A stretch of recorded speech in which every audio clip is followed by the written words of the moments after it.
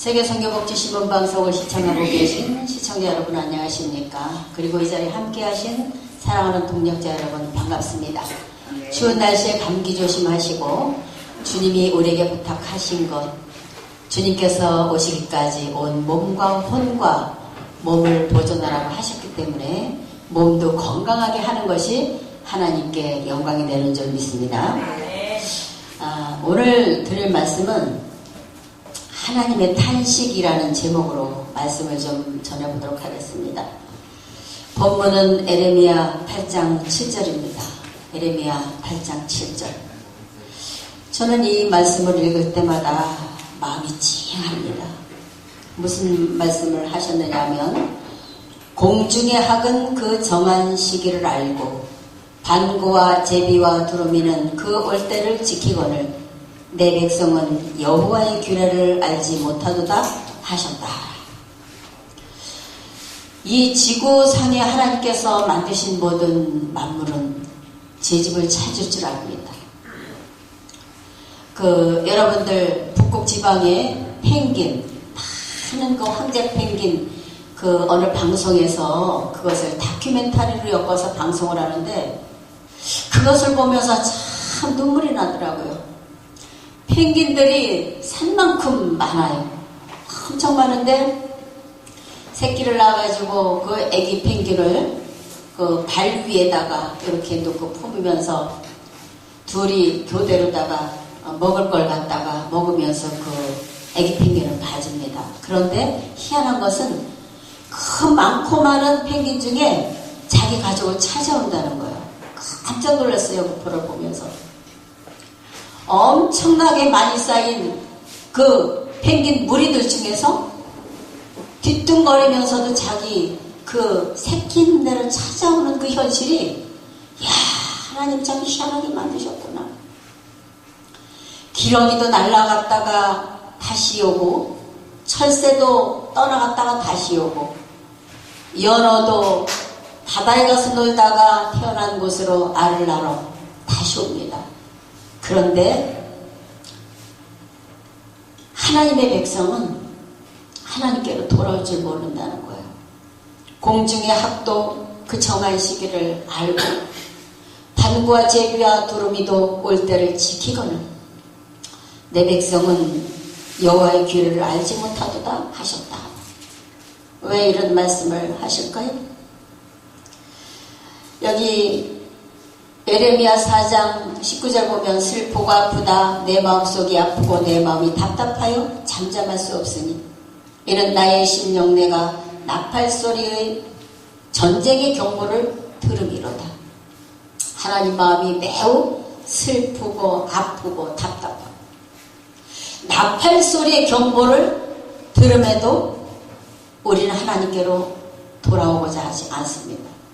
하나님의 나팔소리 천지진동할 때에 예수 영광 중에 구름 타고 오실 때에 내 이름 불러달라고 찬송을 신나게 하면서 그 나팔의 경보를 들을 줄 몰랐다는 거예요. 주님이 오실 때 나팔소리가 났을까요? 안 났을까요? 여러분? 들으셨습니까? 아멘. 들으셨습니까? 네, 들었어요. 못 들으신 분? 나팔소리가 나고 있어요. 지금. 나고 있어요, 진짜. 나팔소리가 나고 있는데 그것을 못 듣는다면 나는 소경이요 기모어린 것입니다. 이제 우리가 우리 마음이 전심으로 하나님 앞에 돌아갈 때가 된 거예요. 왜요? 주님이 오시는 그 나팔소리가 하나님의 백성들의 귀에 들리기 시작했기 때문입니다.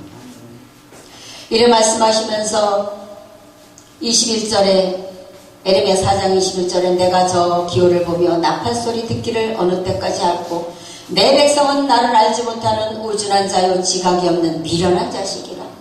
악을 행하기에는 지각이 있으나 선을 행하기에는 무지하도다. 이 에레미야서를 보면 참 책망하는 말씀이죠. 누구한테? 믿는 백성한테, 두령들한테, 지도자들한테 책망하는 소리예요. 우리가 마지막 때가 되면 될수록 목자들은 하나님의 말씀이 없으면 하나님 앞에 쓰임받지 못합니다. 이 목자의 길을 가는 이 길은 험하고 험난한 길이지만 하나님이 또한 우리에게 영혼을 맡겨주시고 사명을 맡겨주셨기 때문에 우리는 무엇을 가지고 이 길을 가야 하느냐면 말씀 자체이신 하나님, 말씀이 육신이 돼서 오신 예수님, 그 말씀을 들고 우리는 전쟁터로 나가야 되는 거예요. 아멘.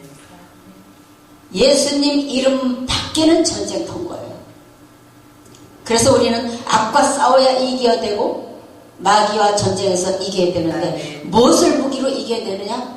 하나님의 말씀으로 전신갑주를 아멘. 입고 이겨야 되는 것입니다. 아멘. 지금 이 시대는 어느 말씀으로 전신갑주를 입어야 하느냐? 모든 말씀 중에 나를 완전히 보장시킬 수 있는 것은 요한계시록의 말씀입니다.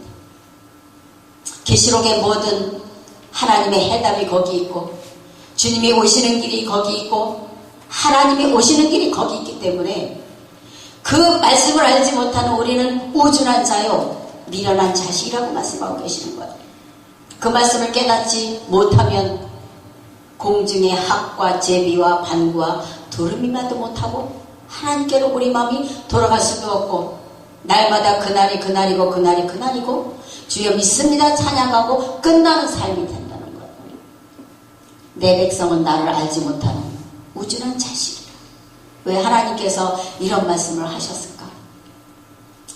우리는 이 말씀에 깊이 깨어서 말씀의 길을 따라서 노정을 따라서 주님께서 열어주신 길을 가야 합니다. 아멘. 그리고 내게 속한 성도들, 내게 속한 이웃들, 그 사람들도 말씀으로 이끌어서 함께 가야 합니다. 목자가 말씀을 모르면 소경이 소경을 인도하면 둘 다 구덩이에 빠진다는 말씀과 같이 나는 나도 모르는 사이에 하나님 앞에 죄를 짓게 되고 많은 영혼들을 참 하나님의 진리의 말씀 가운데로 인도하지 못하기 때문에 나 또한 하나님 앞에 범죄자가 되는 것입니다. 사랑하는 여러분, 우리는 이 시기를 이제는 알아야 됩니다. 아멘. 잠자는 신앙하면 안 되고 잠자는 목회하면 안 되고 잠자는 그런 길을 가면 안 됩니다. 자다가 깰 때가 벌써 되었으니 이는 이제 우리의 구원이 처음 믿을 때보다 가까웠습니다. 로마서에서 하신 말씀처럼 이제는 깨어나야 되고 하나님의 온전한 말씀으로 전신갑주를 입고 도의 초보를 버리고 완전한 데 나가서 아멘. 하나님이 말씀하시는 이 시대에 일용할 양식이 무엇인지 분명히 깨달아서 어렵다고 덮지 마시고 어렵다고 안 보지 마시고 하나님한테 기도해야 됩니다. 하나님 이 시대를 분별하게 해주시고 어려운 말씀이라 할지라도 내가 내게 부르짖으면 크고 은비한 일을 보이신다고 말씀하셨고 깨닫게 해주신다고 말씀하셨어요. 아멘. 우리는 아침 저녁 무엇을 위해서 기도합니까? 먹을 거 입을 거 놓고 기도합니까? 아니면 하나님의 말씀의 길을 밝히 알려달라고 기도하십니까? 이제는 우리는 주님 오시는 발자국 소리를 들어야 합니다. 아멘. 어디로 오신다고요? 시편에 보니까 시온산에 오신다고 합니다. 스가랴서의 8장 3절에 보니까 내가 시온에 돌아왔은 즉 하나님이 돌아오시는 것이 분명히 있다라고 말씀하고 계십니다. 아멘. 내가 올라가서 처소를 예비하면 내가 다시 와서 나 있는 곳에 너희도 있게 한다고 말씀하셨기 때문에 아멘. 그 주님이 오시는 노정의 길이 어디인지 어느 곳으로 오실 것인지 성경에 답이 있는 줄 압니다. 한 가지 여쭤볼게요. 사랑하는 여러분, 주님이 어디로 오셨으면 좋겠어요? 어디로? 왜 말씀을 안 하셔? 주님 오시는데 무슨 뭐 기분 나쁜 일 있으세요? 어디로 오시면 좋겠어? 어디로? 미국? 한국? 난 비행기값 없어서 미국 갔다. 여기 오기도 힘든데. 그 지구에 네. 각 나라가 주일을 맞이하는 그 시간에 기왕이면 내가 예수라면 네. 주일 예배 시간에 맞춰서 공중 재림하면서 주일 예배 드리는 자를 천사들이 모집하면 쉽기 때문에 네. 부활도 주일날 했고 오순절도 성령 강림도 주일날 했고 내가 예수라면 재림도 주일날 하는데 하늘에서 공중에서 먼저 들려 올라가게끔 전 지구의 성도들을 다 결집할 수 있는 그러한 시간대, 기왕이면 주일 예배 때가 아닐까. 그게 나의 믿음입니다. 나의 믿음, 예. 나의 생각. 내 생각은 하나님과 그건 이제 나의 바라는 그건데, 그런데 죄송합니다만 동쪽에서 서쪽하고 시간이 완전히 시차가 바뀌어요.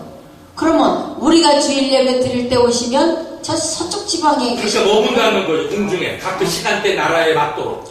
그런데 성경에 보면 주님 오시는 그때는 동에서 서까지 번개가 그냥 깜짝하는 것처럼 모르게 온다고 하셨어요. 틀리고 막두가 아니라 네. 기왕이면 주일 예배 시간에 각 나라에 맞추면 좋겠다는 얘기. 네, 우리의 소원이지요. 아, 네. 근데 도적같이 오신다. 볼 수 없게 오신다. 이런 말씀하셨기 때문에 도대체 헷갈리는 게 성경입니다.